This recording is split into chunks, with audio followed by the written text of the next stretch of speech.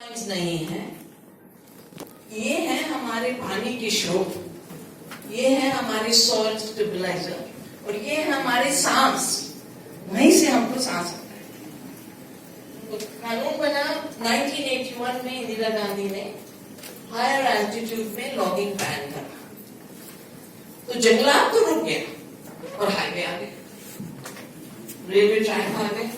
और इस साल जो तबाही हुई है, हो रही है अभी भी हिमाचल में और हमारे उत्तरांचल में, जहां देखो एक इंफ्रास्ट्रक्चर प्रोजेक्ट बन रहा है, वही तबाही। तो इसलिए हमें ये दो लफ्ज छोड़ देने चाहिए, डेवलपमेंट और एनवायरनमेंट की बात ही नहीं करनी चाहिए। Ecological destruction and social injustice, उनकी बात करनी चाहिए, क्योंकि डेवलपमेंट फ्रेज ही बनाया गया था 1949 वर्ल्ड बैंक चीफ जो होते थे, उन्होंने कहा था अब हमें तो पुरानी कॉलोनीज थी, हम तो जाग गए थे, हमने आजादी पाली थी, उन्होंने कहा now we have to call them under developed, क्योंकि उनको हम लोन दे पाए और उस लोन से हम कमाई कर पाए। Imagine a world without a world bank ना, ब्रेटन वुड्स इंस्टीट्यूशंस इनको कहा जाता है। और तब से इनका पैसा बन रहा है, हमसे पैसा लेके, इंक्लूडिंग फॉर इंटेलेक्चुअल प्रॉपर्टी। तो हमारे कानून इसलिए बने क्योंकि हमने एक्सपीरियंस किया हुआ है।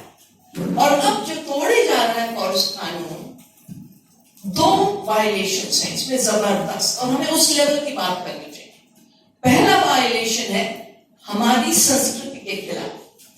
आप लोग जरूर टैगोर को पढ़िए, क्यों बनाया उन्होंने शांति निकेतन, फॉरेस्ट यूनिवर्सिटी का, और उसमें लिखा है उन्होंने कि जो भारत की संस्कृति है वो आदिवासियों से आई है, जो कुछ हम हैं वो जंगलों से आई है, आदिवासियों से आई है। और इसलिए मैं ऐसी यूनिवर्सिटी बनाऊंगा जो इस संस्कृति को जिंदा रखे, क्योंकि पश्चिम की संस्कृति व्यापार की संस्कृति है। इवन विवेकानंद ने कहा कि जब से व्यापार को ऊपर रख दिया तब से तबाही हुई, विच इज कॉलोनियलिज्म, व्यापार का बात था। तो हमको अपना अरण्य संस्कृति बोला था जबरदस्त ऐसे तपोवन, कि हम अपना अरण्य संस्कृति बचाएंगे और आप हमारे अरण्य संस्कृति की तबाही कर रहे हैं। क्योंकि ये जो वन स्टेप अप लेके कि हम इस देश की संस्कृति बनाना है, to show it's the ultimate destruction of our ecological civilization। हम ecological civilization थे, और अभी भी जहां डिस्ट्रक्शन नहीं पहुंचाए लोग हैं, पर जो कानून बचाता है उसको तोड़ के आप इकोलॉजिकल सिविलाइजेशन नहीं बच सकते। और इसलिए G20 के सिस्टम में, G20 एक्चुअली G7 ने तबाही की थी एशियन फाइनेंशियल क्राइसिस 97 की। तो 99 में and India played a role, why should you 7 guys decide to destroy the world? तो बढ़ाओ थोड़ा, तो G20 बना। It was supposed to be about equality between the north and the south। उसमें obviously लोगों का हक तो था ही नहीं। तो दूसरा वायलेशन है एक एक हक जो हमारे कॉन्स्टिट्यूशन में है और हमारे कानून में है। और मैं कहती हूँ इसका अल्टीमेट अगर कोई रुकावट नहीं रही, it translates into genocide of the people। जो लोग मर रहे हैं हमारे पहाड़ों में, it's a genocide because we knew what it would do। जब आप टनल बनाओगे रोड्स के लिए और हाइड्रो इलेक्ट्रिक प्रोजेक्ट्स बनाओगे, सारा मलबा नदी में डालोगे और ब्लास्ट करोगे माउंटेन्स को, वे पहले कमजोर हो गए, और हर नदी में इतना मलबा है 40 फीट ऊपर पानी जा रहा है, तो फ्लड तो होना ही है। सारा क्लाइमेट चेंज का इश्यू नहीं। अभी इनफैक्ट द मीटरोलॉजिकल डिपार्टमेंट ने said ये जो शिमला का समर हिल स्लिप हुआ है, he said no, there wasn't excess rain, it's just that you destabilized the mountain। So we've got to stop the genocide and the ecocide, because ecocide is now being defined, and India should take this up. We will stop this ecocide. Every law we created to prevent the destruction of nature, you're dismantling it. That means you're an enemy of nature. You declared war against nature. Quickly, I come to the Biodiversity Act, for which I have had a role not just in the international law, but also in the national law. And हाँ सच है कि रामदेव फंस गए court case में 1200 करोड़ का उनको fine पड़ा और उसकी तो पता हुआ, पर actually the big seed companies or bड़ी pharmaceutical companies which are the same, the same company. You know, actually, if you look at the ownership, Pfizer owns Monsanto. You know, and now Monsanto's merged with Bayer, but पहले भी साथ ही थे. All these are Americans, so what they want is the biodiversity of the world. क्योंकि दवाई भी के लिए भी हम उनको जड़ी बूटी चाहिए और बड़ी कंपनियों को हमारे बीज चाहिए, हमारे पौधे चाहिए. तो हमने इसका नाम जैव चोरी को डाला. अमेरिका की कोशिश थी रियो में एक एक्सेस लॉ लिखे कि सारी दुनिया का जैव विविधता को एक्सेस हमारा होना चाहिए. और हम डरे क्योंकि तब तक हमें पता चल गया था ये मोनसेंटो वगैरह क्या करना चाह रहे हैं. और हमने कन्वेंशन ऑन बायोलॉजिकल डाइवर्सिटी में 2 और क्लॉज डलवाए और इंडिया ने बहुत बड़ा रोल प्ले किया. क्लाइमेट ट्रीटी के लिए भी और कन्वेंशन के लिए भी India was the environmental leader of the world. पहला कि जैव विविधता संरक्षण पहली ड्यूटी है सरकारों की, और सस्टेनेबल यूज का राइट्स लोगों का पहला है. ट्रेड और उससे बेनिफिट शेयरिंग तीसरा है. तो जब इनने ये रामदेव और ग्लोबल इंडस्ट्री दोनों के इंटरेस्ट से बदलाव हुआ, क्योंकि अगर if you look carefully, every trip to America, 2014 with Obama, the declaration was we will change our intellectual property laws. क्योंकि हमने इंटेलेक्चुअल प्रॉपर्टी लॉज में क्या लिखा है, भाई इंसान जानवर और पेड़ और पौधे और बीज का आविष्कार नहीं करता है और पेटेंट बस आविष्कार का मिलता है. इसलिए हम कभी भी इन चीजों पे पेटेंट नहीं देंगे. आर्टिकल 3J मोनसेंटो ने बार-बार इसे चैलेंज किया, सुप्रीम कोर्ट तक गया, अभी तक तोड़ नहीं पाए. पर अब जो करना जा रहा है टूटेगा. पेटेंट कानून पे भी अटैक आएगा. दूसरा, हमने फार्मर्स राइट्स रिकॉग्नाइज किया कि भारत के किसानों ने कितने बीज निकाले हैं. एक घास से 2 लाख धान बनाए. एक घास से राइस डाइवर्सिटी इंडिया की 200,000. और ये हमारा नवदानिया यही बचाता है. 4,000 बचा लिए. उनमें salt tolerant, flood tolerant, drought tolerant. और 30 साल पहले से हमने शुरू किया था कि ये जो भूले बिसरे अनाज है ना हमारे बेचारे मंडवा चमोरा वगैरह जो एक्चुअली स्टेपल होते थे हर इलाके में, उनको हरित क्रांति के लिए हटा दिया. उनका एक हथियार है और उनकी जगह केमिकल राइस, केमिकल व्हीट आ गया और पंजाब को तबाह कर दिया. हमने कहा था इनको हम भविष्य में खाना बनाएंगे क्योंकि इनमें पोषण है, क्लाइमेट रेजिलियंस है. 250 मिलीमीटर से पौधा हो जाता है. 2500 पानी चाहिए हरित क्रांति के चार. तो जब पानी का संकट है तो हमारे मिलिट्स नहीं, ओशन का संकट है. वो लिखा है skipping the hunger it is not development. We need more nutrition. तो जो जैव विविधता कानून के बदलाव आए हैं they vary far reaching. पहला तो है इन्हें व्यापार का कानून बना दिया, संरक्षण का है और लोगों के हक का है. जैव विविधता कानून है, जैव विविधता वर्ड हटा दिया है, रिसोर्स फॉर एक्सप्लॉयटेशन बना दिया है. They turn it into resources to substitute it.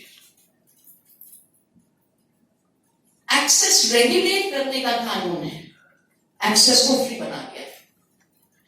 और जो स्थायी लोगों का हक है, चाहे किसान हो चाहे आदिवासी हो, उनको रिड्यूस कर दिया है बेनिफिट क्लेमर. दे वर राइट होल्डर्स, दे वर कस्टोडियंस, उनको बेनिफिट क्लेमर बना दिया है. और इनोवेटर जो चोरी करके ले जाएगा Bio-pilots have been defined as the innovators who will give the benefits. मैंने जब से बीज बचाना शुरू किया, मैं बहुत लड़ी कि आप कहते हो जेनेटिक इंजीनियरिंग सोफिस्टिकेटेड ब्रीडिंग है और किसान ने ब्रीडिंग नहीं की। अच्छा, हमारा बासमती बिना ब्रीडिंग के नहीं आया है, जो 2 लाख किसान आदिवासी डॉक्टर रिशालिया ने मुझे सिखाया था। 2 लाख किस्में, एक अलग वैरायटी, वो ब्रीडिंग का रिजल्ट है। 1500 तरह के आम ब्रीडिंग का रिजल्ट है। 1500 वैरायटी ऑफ केला ब्रीडिंग का रिजल्ट है। जबरदस्त ब्रीडिंग है इस देश में। तो मैं लड़ी थी और अंतरराष्ट्रीय कानून में हमने हटाए थे वर्ड्स, 2 वर्ड जो इस्तेमाल होते थे। एक फोक वैरायटी, जैसे फोक डांस होता है ना, क्लासिकल डांस होता है, ये फोक वैरायटी है। No, it's a bred variety, it's an evolved variety. और एक और लैंड रेस, ऐसे निकल आया धरती से, किसान का दिमाग था ही नहीं, किसान का दिमाग है ही नहीं। इस कानून में जहां कोई जरूरत नहीं थी, ये 2 वर्ड्स ऐड किए गए हैं। इसका मतलब हमारी बीज की जोड़ी की तैयारी की जाएगी, क्योंकि जैसे ये वर्ड्स आप यूज करो, it means there is no innovation in the local variety. किसानों ने कुछ नहीं किया है।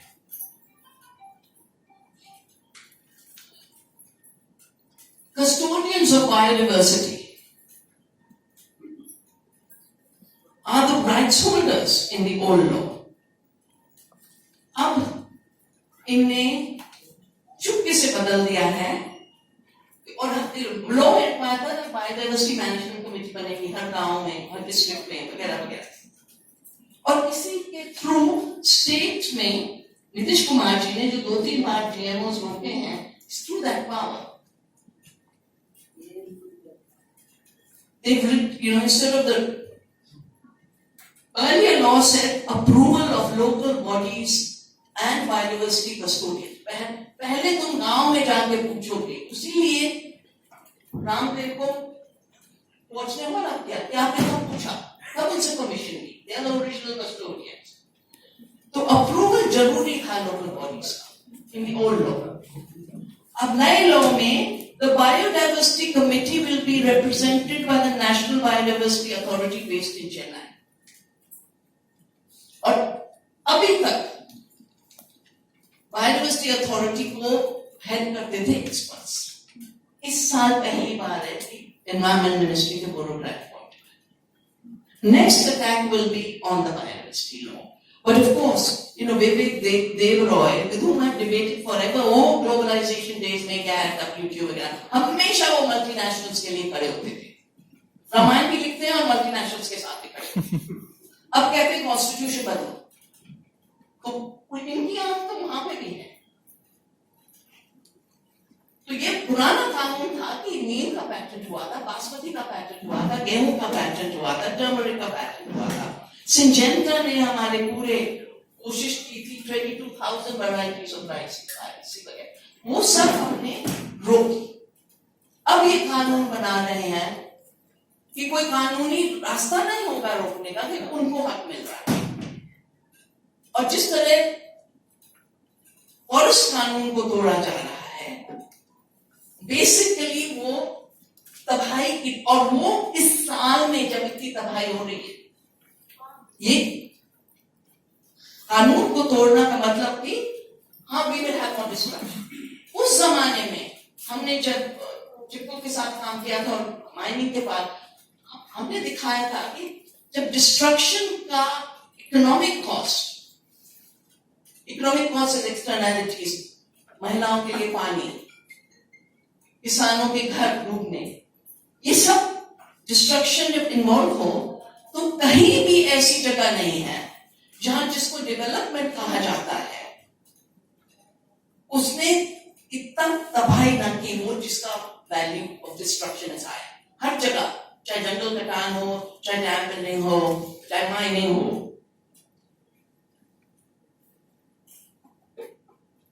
और ये जो जैसे कानूनों का बदलाव हो रहा है, में ease of doing business, the global business जिसकी जेब में सब कुछ है, यहाँ पे डिसाइड कर लिया है प्राकृतिक संसाधन लोगों के हाथ में नहीं होंगे। हम प्राकृतिक संसाधनों को फाइनेंशियलाइज करेंगे और फिर उसका सट्टाबाजी करेंगे वॉल स्ट्रीट, और एक ही नदी के पानी को 100 बार बेच के पैसा बनाएंगे। और नदी का पानी तो नहीं बढ़ेगा, वो तो सूखती रहेगी, क्योंकि बचाव करने वाला, जंगल बचाव करने वाला, बीज बचाने वाला, उन लोगों को तो आपने उजाड़ दिया है। आप जो जानते हैं कितने पैसे की बात हो रही है? $4,000 trillion in the financialized nature's economy. जब ये बायोडाइवर्सिटी कानून बदला, 2-3 थिंक टैंक्स, सरकारी थिंक टैंक्स हैं, वो कहते हैं नहीं, इससे अंतरराष्ट्रीय कंपनियां पैसा बना पाएंगी और उस पैसे से वो थोड़ा बेनिफिट शेयरिंग हमारे आदिवासियों के साथ कर लेंगी जिनको उजाड़ रहे हो। मैं तो पीटी शर्मा जी के साथ जब पैसा आया था, कितनी बार वो ले गए टू बी विटनेसेस। पैसा का कानून आया था और आदिवासी लोग 3 दिन 4 दिन सोच के कहते थे माइंड होने दें, स्टील प्लांट आने दें, सोचते थे इतना पैसा मिलेगा पर क्या क्या खोएंगे, और 3 दिन बाद कहते थे नहीं, हमारे जंगल भी गए, हमारे पानी भी गया, हमारी संस्कृति भी गई, ये पैसे किस लाए? As a Native American saying says, when the last tree is cut and the last river is poisoned, only then will you know you can't eat money. Basically, we are being told, eat money. Give up your seeds, give up your forests, give up your rivers, eat money. And the looters, the enslavers of today are there to give you money because they have no money. So, 2 things I want to end with. कि पहला ये civilizational issue है, and the interesting thing is जो हमारे बने हुए constitution और कानून तोड़े जा रहे हैं, they're the pillars of our constitution and they're the pillars of our civilization. So we have to articulate in the name of civilization. इसके लिए जयराम जी ने suggestion दिया, there must be a protest when the G20 is happening. But I would suggest one simple little thing. On the 5th of September, which is Teachers' Day, we only think of teachers in anthropocentric form. Teacher जिसने school में पढ़ाया, पर teacher तो हमारा जंगल भी है, हमारी धरती माँ भी है, हमारी नदी भी है. तो उस दिन 5th September we declare that we will protect nature and respect nature as a teacher and bring out all the teachings, whether it's Tagore or Gandhi, whatever, a small pamphlet could be prepared of nature as teacher, and preempt the propaganda machine. Link it to the whole issue of Teachers' Day. Finally, मैंने अपनी जिंदगी में देखा है, जब कानून जीवन को इलीगल बनाते हैं, एक तो था ना कि किसान अगर बीज बचाएगा वो क्रिमिनल है, उसको जेल भेजो, कैसे हो सकता है? बीज बचाना तो हमारा ड्यूटी है, हमारा धर्म है. बीज नहीं बचाना गलत है, तो हम ऐसा कानून मानेंगे नहीं. हम उस देश के वासी हैं जिनने सत्याग्रह सीखा है ना. तो हमें अब से अनाउंस कर देना चाहिए जीवन में सत्याग्रह, कि कोई भी हमारे foundational inalienable natural rights to nature and our means of living, हमारे जीवन के संसाधनों पे और हकों पे जो चोट मार रहा है, वो गैर कानूनी काम है. और हम जीवन के लिए सत्याग्रह करेंगे. और वो जीवन अगर आप इसके पहले शुरू कर दो, और उस समय में हमें पता नहीं था कानून हो पाएंगे, हमें पता नहीं था हम बायोडाइवर्सिटी एक्ट लिखेंगे, पैटर्न एक्ट बदलेगा बारे में. और मैंने एक चीज नहीं बताई, इस नए कानून में लिख दिया गया है, पहले एक्ट में था कि जब कुछ बदलाव होगा हम वापस पार्लियामेंट में आएंगे. इस नए कानून में लिख दिया है ये बदलाव अथॉरिटी खुद कर सकती है और सरकार खुद कर सकती है. सो दे टोटली मार्जिनलाइजिंग द पार्लियामेंट. उस जमाने में 99 में जिस साल में G20 बना था, हमने शुरू किया था 200 गांव से. कोई भी कानून बनाए, हम अपने प्राकृतिक कानून से ही जिएंगे। और ऐसा कानून जो प्रकृति के खिलाफ है और हमारे हकों के खिलाफ और हमारे कॉन्स्टिट्यूशन के खिलाफ है, उसे हम नहीं मानते, उसके साथ हमारा असहयोग। तो आई थिंक हमारा डीप फ्रीडम मूवमेंट जो कंटिन्यू हुआ, हमारे dear George Fernandes, amazing man, he threw out Coca-Cola, he threw out Cargill for the salt pans। तो हमें वो दो स्पिरिट, our ecological civilization और हमारा सत्याग्रह का स्पिरिट, गलत कानून का सामना एक ही तरीका हो सकता है, ये मानेंगे नहीं, क्योंकि हमें जीना है प्रकृति के साथ और प्रकृति के लिए, अपनी संस्कृति